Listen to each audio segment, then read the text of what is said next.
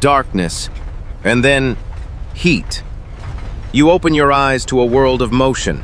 Pistons rise and fall like the beating heart of some great metal beast. Steam drifts overhead in swirling white clouds, lit by the glow of molten metal. This should not exist. Ancient Rome is not supposed to sound like this, but in this timeline, it does. Here, the Roman Empire discovered something that changed the arc of human history: the mastery of steam. Historians in our world always admired Hero of Alexandria's Aeolipile, a spinning steam sphere considered little more than a curiosity. But imagine a Rome where that curiosity sparked ambition, and ambition led to invention, and invention rewired the ancient world. You stand inside a steam factory, not of the 18th century, but of the 2nd century before the birth of Christ. The stone walls are Roman, the arches unmistakable. But the machines? The machines belong to an age that should not yet exist. In this alternate world, Rome did not simply adopt steam. It industrialized around it.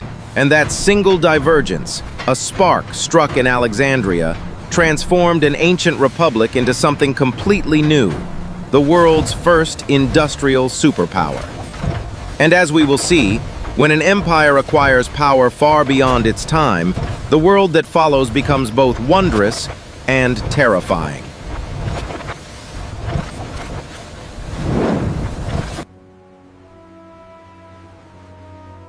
To understand how Rome became the world's first industrial empire, we must go back to a single moment, a moment almost forgotten in our own history. In the great library of Alexandria, scholars preserved knowledge from every corner of the ancient world. Mathematics from Babylon, engineering from Greece, metallurgy from Egypt, philosophy from lands even farther. It was here that Hero of Alexandria built the world's first recorded steam engine. A simple spinning sphere, small enough to balance on a table, and yet powerful enough to change everything. In our timeline, it was dismissed as a novelty, a toy, a curiosity of physics. But in this timeline, it caught someone's attention. A group of Hellenistic engineers, names lost to our world, refused to dismiss the device. They studied its motion, measured its torque, experimented with pressure, valves, rotation, and force. And then, through a combination of persistence and brilliance, they solved the problem Hero never could. They learned to control steam, pressure regulation, directional flow, heat containment, bronze alloys capable of withstanding sustained stress. These were not trivial achievements. They required math centuries ahead of Rome's time, and metallurgy far beyond the ancient world's comfort zone. But Alexandria was uniquely suited for such a discovery. Its scholars collaborated across cultures. Its workshops supported experimentation few kingdoms would fund, and its rulers understood the value of innovation. When news of the invention reached Rome, the Senate recognized its potential instantly. This was not a toy, not a curiosity. This was power. A controlled steam engine meant movement without animal labor, force without human strength, and eventually, machines capable of reshaping the world. In our history, Rome wielded legions. In this one, it wielded physics.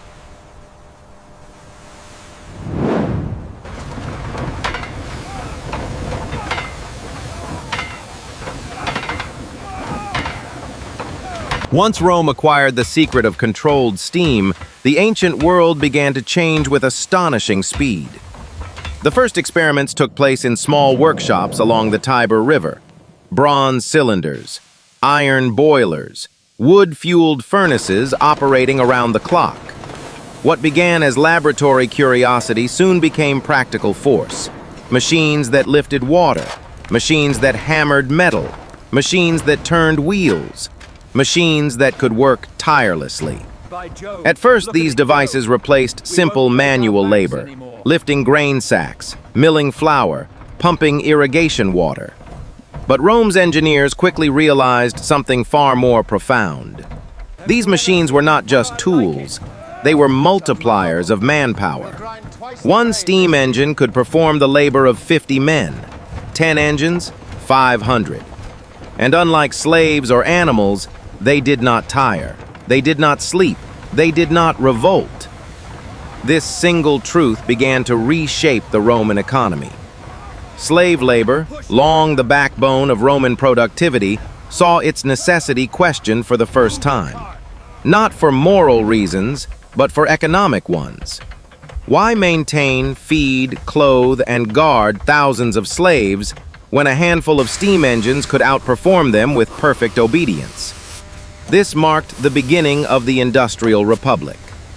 We find in Roman records, in this alternate timeline, the early establishment of public foundries, state-funded engineering academies, and massive procurement of metals: tin from Britain, copper from Cyprus, iron from Iberia, and coal from deep Italian seams rarely exploited in our world. Rome became hungry not for land, but for resources: coal, metals, fuel. And history teaches us, when an empire becomes hungry, its ambitions grow.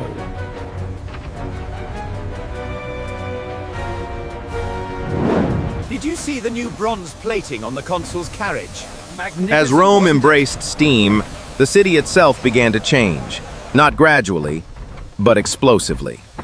Ancient streets, once crowded with carts and animals, were widened to support steam roads. Stone-paved highways fitted with metal rails and channels carrying hot water and pressurized vapor.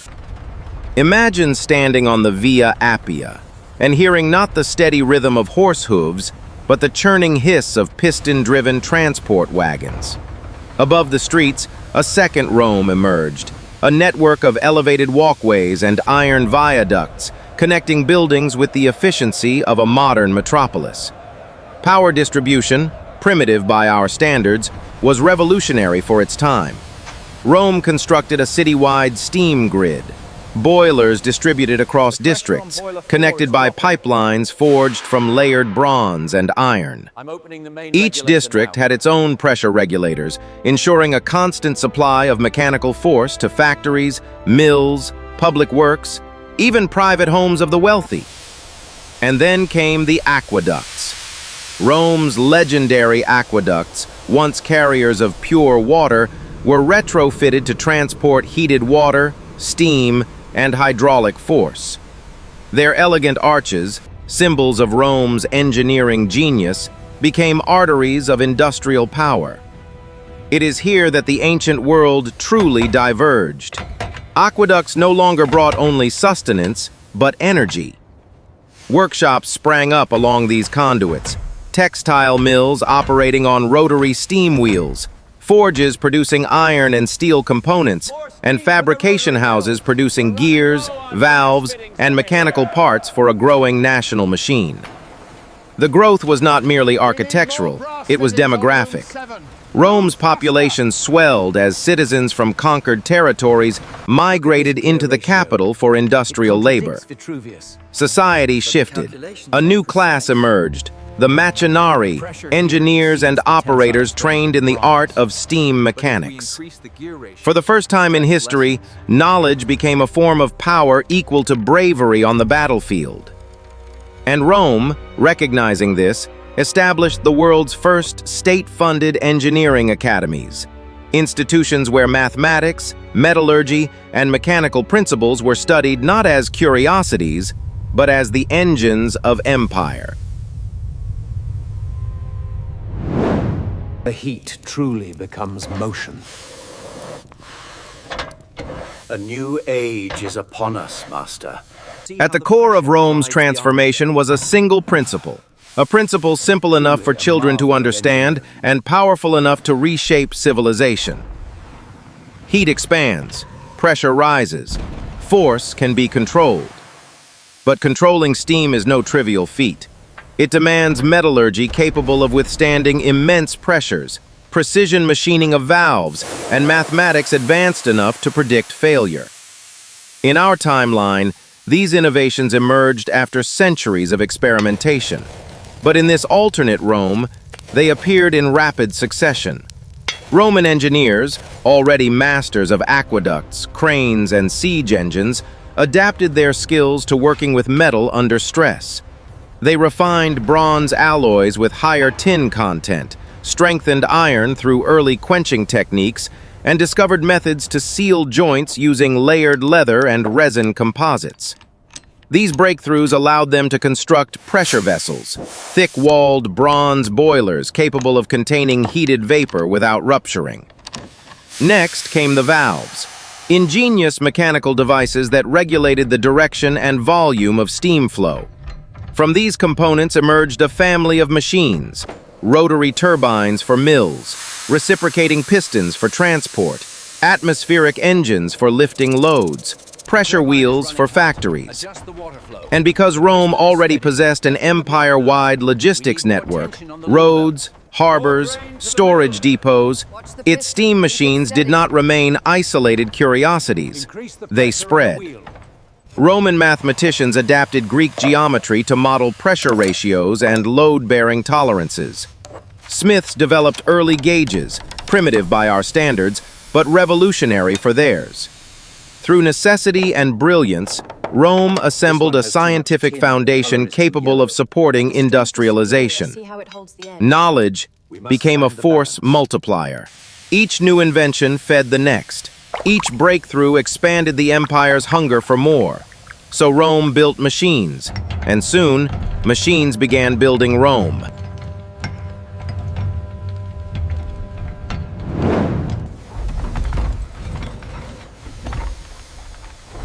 As Rome's machines grew in number and sophistication, the empire began to change not only in power, but in identity. Before steam, Roman society was built upon a simple hierarchy: citizens, non-citizens, slaves. Labor flowed upward, wealth flowed downward, and the system endured for centuries. But machines do not obey the old hierarchies. One steam engine could perform the labor of 50 slaves, without food, without rest, without rebellion. It altered the very economics of the empire. Slave labor, once seen as Rome's inexhaustible resource, began to lose its value. Maintaining human labor was expensive and increasingly unnecessary. This shift created a new class: the machinari, Rome's early engineers, operators, and technical artisans. They were neither aristocrats nor common laborers. They were specialists, keepers of knowledge, masters of machines, and eventually, the backbone of the Industrial Republic. For the first time in Roman history, advancement did not depend solely on birth, wealth, or citizenship, but on skill. Education, once a privilege, became a necessity. The empire established academies devoted to mathematics, mechanics, material science, and design. Children of merchants, freedmen, and even former slaves could aspire to positions once reserved for the elite, as long as they could master the logic of pressure and motion. The role of women, too, shifted subtly. In households connected to industry, women contributed to accounting, design drafting, and the artisan trades that fed Rome's mechanical appetite. Rome did not become an egalitarian society, far from it, but it became a society where knowledge created mobility, and machines reshaped tradition. In discovering steam, Rome discovered something unexpected: that the power to change the world does not always lie in swords or legions, but in the minds of those who understand the machinery beneath them.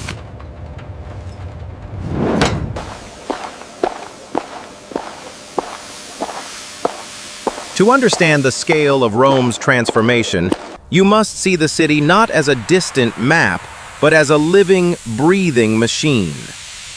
Imagine walking down a Roman street in this altered timeline. The stone beneath your feet is warm, heated by steam channels running directly below the pavement. Some districts even install insulation layers of clay and pumice to prevent roads from cracking under thermal stress. The air carries a mixture of scents: the familiar aroma of baked bread, the metallic tang of heated copper, and the faint, sweet note of olive oil used to lubricate gears and axles across the city. Humidity hangs in the air, a side effect of the thousands of steam vents releasing vapor into narrow streets. Rome feels warmer, heavier, as if wrapped in a perpetual industrial mist. And there is sound. Everywhere, sound. Steam trams rumble along elevated tracks. Rotary mills click rhythmically. Pressure valves hiss like serpents exhaling. Workshops hammer and grind deep into the night. To manage the constant noise, wealthier homes along major avenues install layered wooden shutters and fabric insulation to soften the mechanical chorus outside. Above you, aqueducts, once graceful waterways, are now dual-purpose power conduits. One channel carries water, another carries heated water or low-pressure steam to turbines, mills, and public works. As dusk settles, streets are illuminated by hybrid lighting systems, oil lamps at ground level and, just beginning to appear, electrochemical lamps powered by primitive batteries in affluent districts. It is a world both ancient and startlingly modern. Rome's urban planners face new challenges: thermal expansion cracking old masonry, steam humidity corroding metal fittings, and the need for ventilation shafts to release heat from dense residential blocks. They respond with ingenuity, installing public cooling basins fed by aqueducts, vented atriums in housing complexes, and reinforced arches designed to flex subtly under mechanical stress. In solving these problems, Rome pioneers engineering principles that our world would not formalize until the Industrial Revolution. As you continue walking, the city rises around you in layers of stone, metal, and mist. Workshops hum with mechanical energy. Forges glow like miniature suns. Steam plumes drift across elevated walkways that glitter under torchlight and early electrical lamps. In reshaping its city, Rome reshaped its identity. It became more than a capital, more than a symbol of empire. It became proof, etched in marble and iron, that innovation can transform civilization as profoundly as conquest.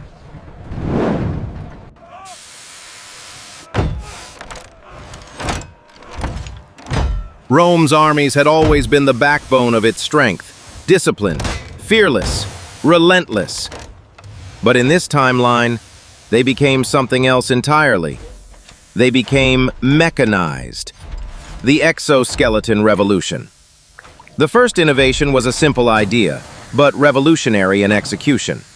Roman engineers created steam-assisted harnesses, bronze and iron frameworks worn over the body, using small pressure canisters to amplify human strength. With these devices, a legionary could lift a shield twice the normal weight, swing a sword with greater force, carry supplies over vast distances without exhaustion. Strength was no longer a matter of muscle, but of engineering. The rise of armored vehicles. And then came the machines that truly reshaped warfare. Steam-powered land carriages, the ancestors of modern armored vehicles. Constructed with layered bronze plating and driven by dual reciprocating pistons, these steam carts could traverse rough terrain at speeds unimaginable for their time. They carried archers, ballista operators, and sometimes entire squads of infantry. Ancient accounts describe them as iron beasts breathing white smoke. The new siege engines. Traditional Roman siege engines, ballistae, onagers, and towers were redesigned from the ground up. Counterweights were replaced with pressure systems. Cranks were replaced with mechanical linkages. Wooden arms were reinforced with early steel. The result was terrifying. Machines capable of hurling bolts with unprecedented speed, towering siege structures that climbed walls under their own power, and rams that shattered fortifications with rhythmic, piston-driven impact. Logistics. The quiet power. But Rome's true military advantage came not from force, but from logistics. Steam engines pumped water to remote outposts. Mechanical mills ground grain on a massive scale. Factories produced standardized weapons and armor for an empire stretching across continents. Rome industrialized warfare, centuries before any rival even understood the concept. The world responds. To kingdoms beyond the empire, these innovations were bewildering and terrifying. No alliance could stand against Rome's machines. No fortification could withstand its engines. No army could match its efficiency. In this world, Rome did not simply dominate by strategy or numbers, but by technology.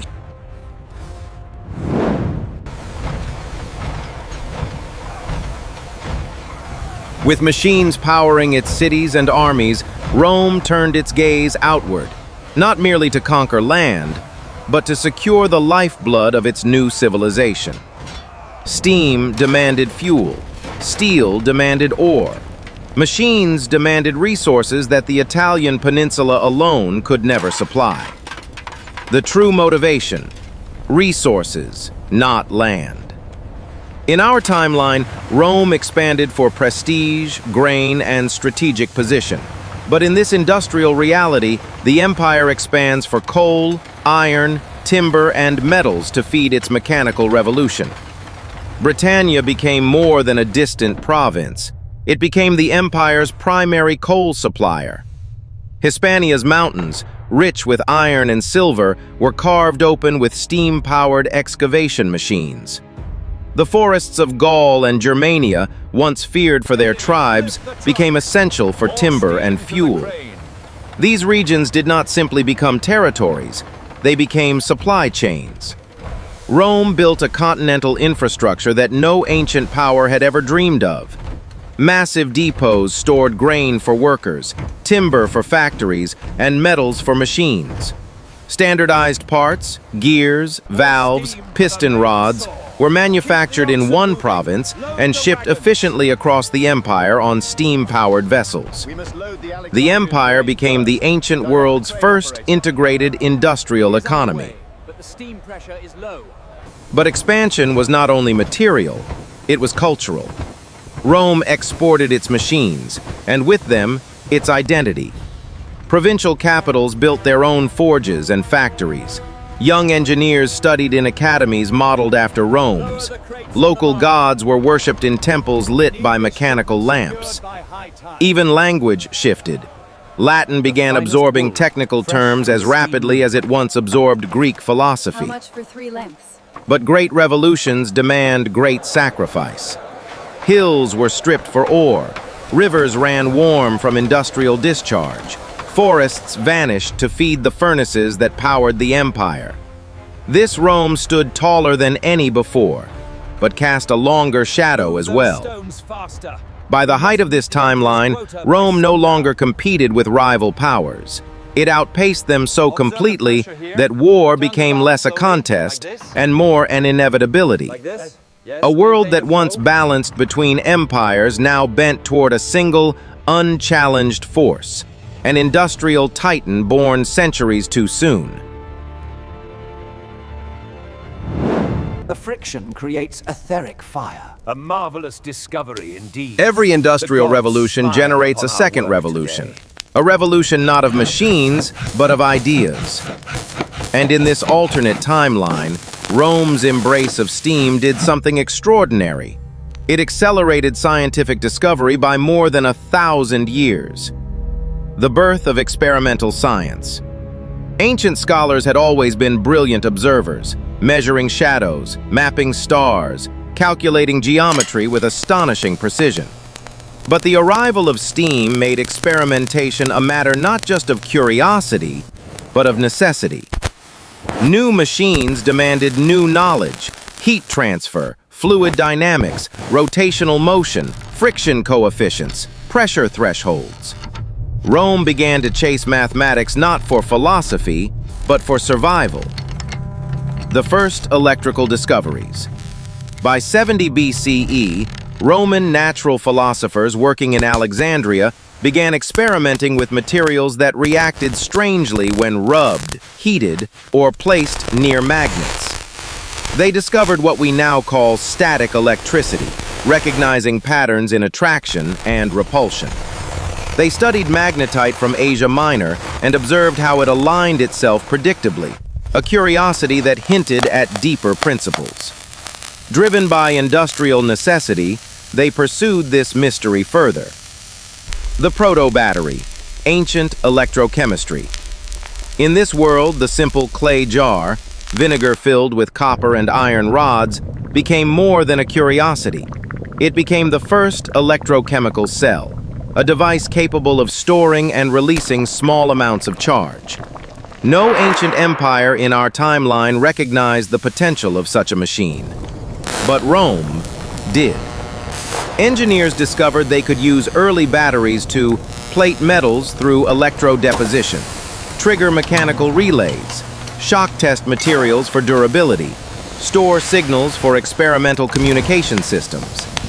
These were primitive beginnings, sparks barely strong enough to startle a child, yet they represented a scientific awakening centuries ahead of its time. Roman mathematicians adapted Greek geometry to model magnetic influence and electrical flow. They developed early forms of trigonometric analysis to predict oscillations in experimental circuits. They even produced proto-theories of resistance, conductivity, and charge, concepts our world would not formalize until the Enlightenment.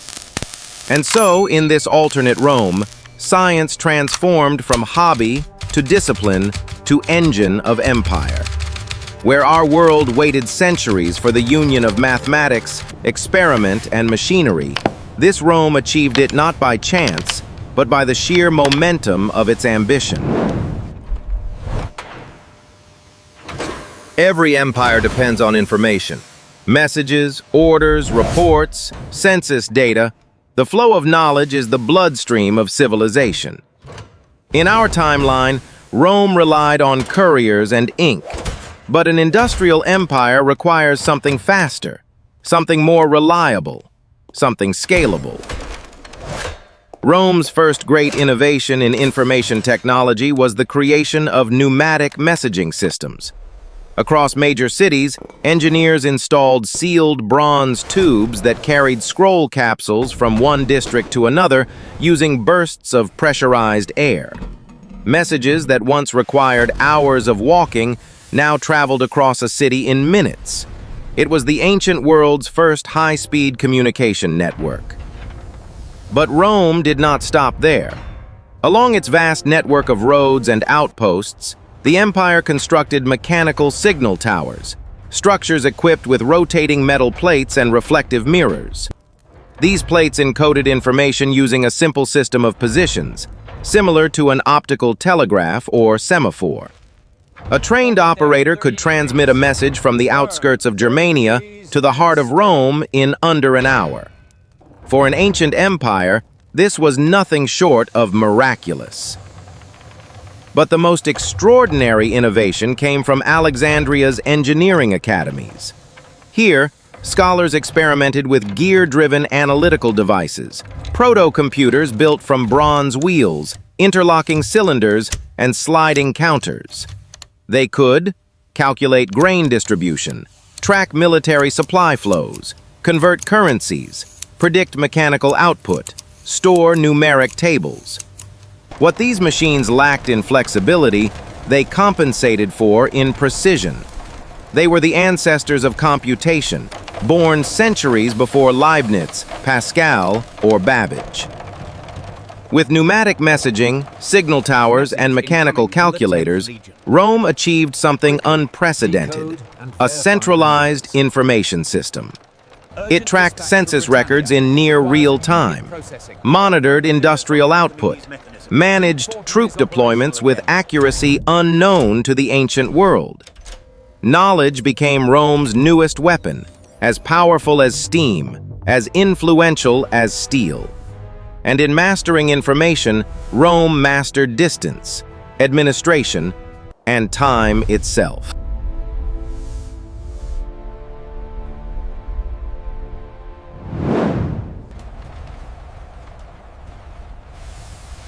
By the height of this alternate timeline, Rome stood unmatched in strength, reach, and influence.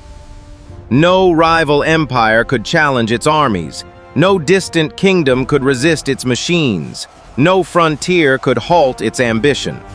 The empire that outran history. Steam-powered vehicles connected provinces thousands of miles apart. Ironclad ships dominated every sea. Signal towers transmitted commands across continents with unprecedented speed. Rome's industrial output exceeded that of every other ancient civilization combined. It was an empire that did not simply grow, it accelerated. But all power carries a price. Vast forests of Gaul and Germania vanished to feed Rome's furnaces. Coal pits scarred the hills of Britannia. Rivers ran warm with industrial runoff. Smoke drifted across cities, casting bronze shadows across marble. The ancient world, once dominated by nature, now bent beneath the weight of a machine empire. Social unrest and the human strain. Even progress strains the people who benefit from it. The mechanized, Rome's new technical class, wielded growing influence over the Senate. Traditional elites resisted their rise, fearful of losing control. Workers demanded rights, safety standards, and fair compensation for labor alongside dangerous machines. And the slave system, once the backbone of Roman society, collapsed under the pressure of economic irrelevance, creating social tensions the old republic was never designed to resolve. And as industries expanded, Rome's hunger grew more insatiable. More coal, more iron, more timber, more land. Provincial populations were taxed heavily to sustain Rome's mechanical appetite. Grain shipments increased. Resource quotas soared. The empire began to consume the world at a pace the world could not match. For all its brilliance, Rome had unlocked a power it barely understood. And history teaches us that every civilization, no matter how mighty, must eventually confront its limits. Not all consequences arrive with armies. Some arrive with smoke, some with scarcity, some with silence.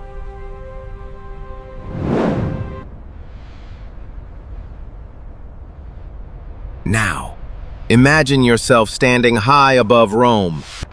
The city stretches beneath you like a living tapestry. Stone and marble, iron and steam, ancient and impossible, woven together into something entirely new. Smoke rises from countless workshops, curling upward like ghostly fingers into the evening sky. Trams rattle along elevated rails, their bronze wheels gleaming in the fading sunlight. Steam vents pulse rhythmically, as if the city itself is breathing beneath your feet. You watch the Colosseum, its ancient arches reinforced with steel, glowing from the furnaces within. Once a monument to blood and spectacle, now a cathedral of technology. The sounds reach you slowly, the steady thrum of engines, the distant hammering of metal, the murmurs of merchants and machinari closing their workshops for the night. It is the sound of a civilization moving faster than history intended. You realize, standing there, that Rome has become more than an empire. It has become a system, vast, powerful, interdependent, and fragile. Steam may empower it, but it also binds it. The same machines that elevate Rome also consume the forests, strain the rivers, and demand ever more from the earth. You feel awe at its brilliance and unease at its momentum. You sense the pride of the machinari who built wonders beyond imagination, and the fear of citizens who wonder what happens when an empire grows faster than its wisdom. And yet, as the last light of day settles across the city, you understand one thing clearly.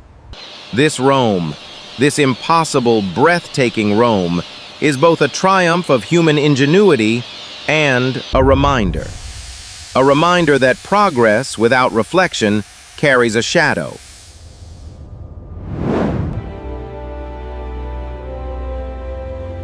As you step back from this world of steam and stone, one truth rises through the noise of machinery and the glow of ancient forges. Rome did not become extraordinary because of its technology, but because of what it chose to do with it. This Rome teaches us that progress, whether discovered early or late, is not merely a collection of inventions. It is a cycle, ambition, innovation, growth, and consequence. When power arrives faster than wisdom, civilizations expand in ways they cannot always control. It's incredible. In our timeline, Rome fell long before industry reshaped the world. In this timeline, Rome rose higher than any ancient empire could dream. Yet height alone does not define greatness. What we choose to build and what we choose to preserve is the true measure of civilization. And so this alternate Rome reminds us that history is not predetermined. It is a tapestry woven from decisions, small ones, large ones, moments of insight, moments of ambition.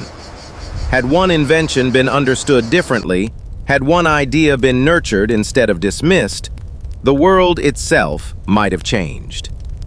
We study alternate histories not to rewrite the past, but to understand the present, to see the fragile line between what was and what might have been, and to realize that the future, our future, is shaped the same way Rome shaped its own, with imagination, courage, and the choices we make.